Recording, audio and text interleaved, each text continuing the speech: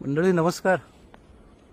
हे जे तुम्ही बघत असाल हे जांभळाचं झाड आहे आणि या ठिकाणी मोठ्या प्रमाणात जांभळाचा सडा पडलेला आहे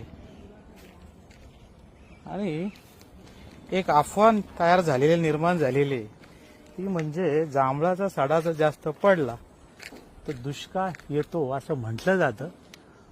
ती अफवाच म्हणायला लागेल. अशा पद्धतीने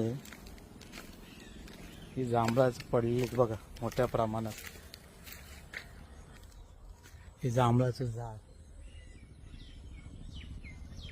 जांभळाचा सडा दुष्काळ सुनिश्चित करणं म्हणजे कृषी विभागातील जी तज्ज्ञ मंडळी असतील किंवा हवामान विभागातील जे वैज्ञानिक असतील त्यांच्या ज्ञानावर पाणी पडणं असं होईल. कारण हे जांभळं भरपूर प्रमाणात मोठ्या प्रमाणात विक्रीला आलेले आहे. जांभळाचं उत्पादन जास्त झालेलं आहे आणि आपण जांभळाच्या झाडाखाली बघाल तर असा मोठ्या प्रमाणात सडा पडलेला आहे.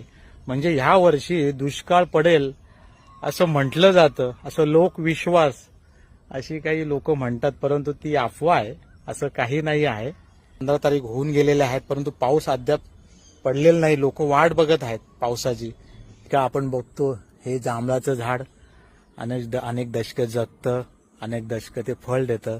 कधी कधी फळं जास्त येतात, कधी कधी फळं येत नाहीत. असं हे झाड असतं. परंतु त्याचं कारण असं नाही आहे की काही मंडळी असं तर्क काढतात, निष्कर्ष काढतात. त्यांचा काही अनुभव असतो, निरीक्षण असतं, परंतु एक तो निरीक्षण असतं. त्याचं काही सायंटिफिक रिझन नाही आहे, शास्त्रीय कारण नाही आहे. फक्त एवढंच सांगू शकतं जेव्हा फळांचं उत्पादन जास्त असतं त्याचं कारण म्हणजे ज्या वेळेला जी फळं तयार होतात, निर्माण होतात तेव्हा वातावरण ते अनुकूल असतं फळांना. परागीकरणामुळे पण फळाचं उत्पादन जास्त होतं. हा सगळा संदर्भ आहे. हे जे काही तुम्ही आता सोशल मीडियावर बघत असाल की जांभळाचं भरपूर प्रमाणात जांभळं मार्केटमध्ये आलेले आहेत, पण त्याचं असं कारण नाही आहे की दुष्काळ येणार आहे, असं काही नाही आहे. बाकी इतर पर्यावरणाच्या बाबतीत ज्या काही आता आपण जे बघत आहात, ज्या गोष्टी आपल्याला दिसतात, पर्यावरण संतुलन राखण्यासाठी आपण सर्वांनी प्रयत्न करणं गरजेचं आहे. ज्या पद्धतीने झाडं तोडली जातात, जमीनदोस्त केली जातात, टेकड्या जमीनदोस्त केल्या जातात, पर्यावरणाची रास होताना आपण बघत आहोत.